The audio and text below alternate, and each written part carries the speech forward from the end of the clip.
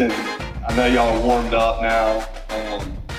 You want to give more of the business right here or what? So good morning.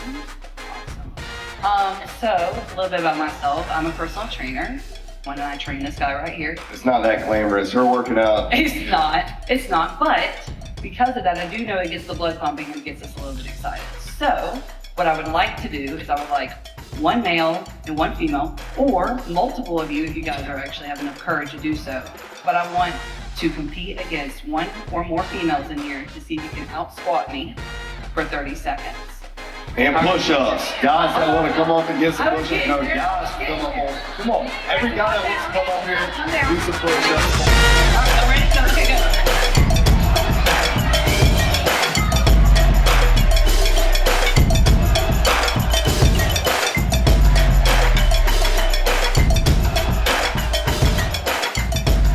So my name is Goldie, like she said.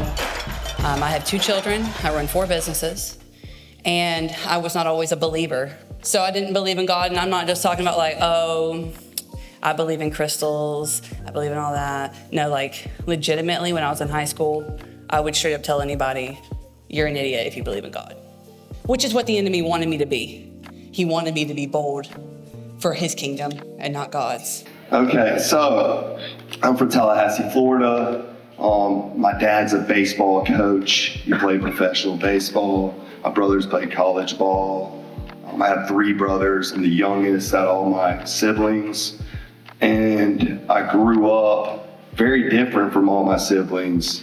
I was a very angry, rebellious, loose, wild, all those things. But I had a good enough group around me, family circle around me where I could fake it a little bit, like a lot of y'all do, fake it, till I made it. When, as far as I can remember from the time I was born to the time I was 12, my mom and father were both drug addicts. They chose drugs over me, and my mom abused me black and blue until 6th grade when I stood up for myself and I called DCF on my mom. Everything appearance-wise looked good. I had all the material things.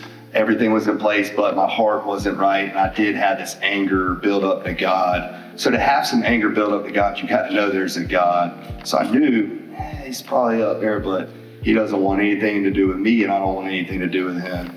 Well, one night, I got off late from work, and it's raining. That night I've been drinking. After I got off work, been snorting cocaine, partying, doing things I shouldn't be doing. And I'm talking to my son's mom, and I hit something hard. And the next day I found out it was an off-duty police officer in the middle of the road, pouring rain. I killed him instantly. Boom. God is the ultimate, I did say this part, that God is the ultimate restorer, and your age group is the age group that I was at. I was in 6th grade when I decided to make the hardest decision of my life. But God is a restorer, and he restores everything that was meant for evil for good for those who love him. That's Romans 8:28. And that's why I'm sitting in front of you guys this morning, because he restored my life. So I went to sentencing, got sentenced to 12 years, Department of Correction in the state of Florida. And I'm like, the judge asked, you got anything to say? I said, yeah, I wear whatever you give me. That was on me. Shouldn't have been out that night, shouldn't have been drinking, made bad decisions. I wear that. As a man, I wear that.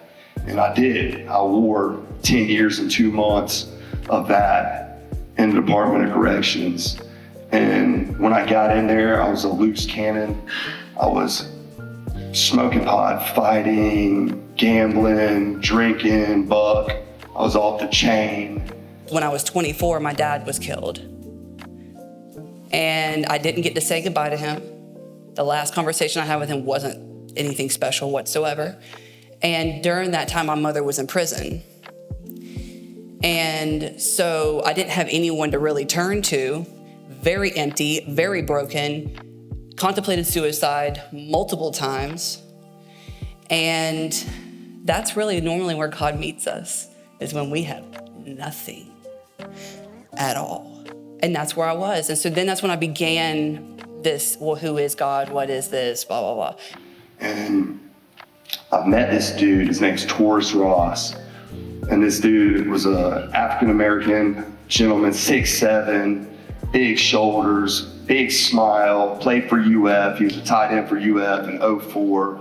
And he had something about him, like, hey, what is it about Coach Ross?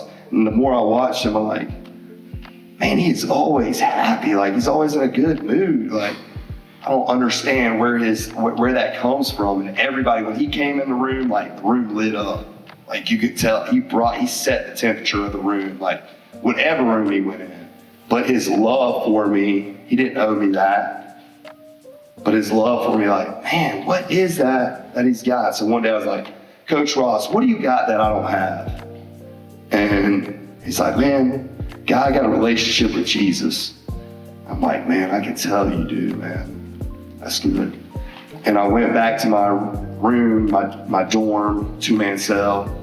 And I got on my knees. I'm like, and I'm bawling. Like, and I don't cry. Now I do. Now I do sometimes when I'm touched. But I was touched. I'm like, God, if you're real, take this pain that I'm feeling out my heart. Take this pain every time I watch my son come up here on weekends and leave visitation and I don't get to have a relationship with him. Take this pain that I'm feeling from not measuring up, from spending my whole life, having to do pretty much my whole prime of my life in prison. Take this pain away from me, like, take it from me. And instantly, boom, he showed up and I felt grace. I felt like I had a big backpack on, like a 200-pound backpack. It was just lifted up off of me.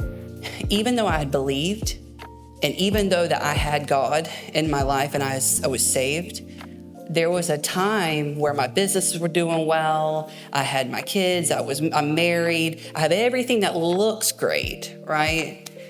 Well, I was running and I felt really distant from God. And I'm like, God, why do I feel so distant from you, dude? What the Holy Spirit had brought to my remembrance is in Jeremiah, he says, I knew you before I created you in the womb. And that was profound to me because in my mind, my identity's been created at, I do bodybuilding, I'm a business owner, I'm successful, I'm a mom, I'm a wife. I found my identity in me still, even though I knew who God was. And so what created that identity for me was the scars that was left that my parents had created and other things in my life had created.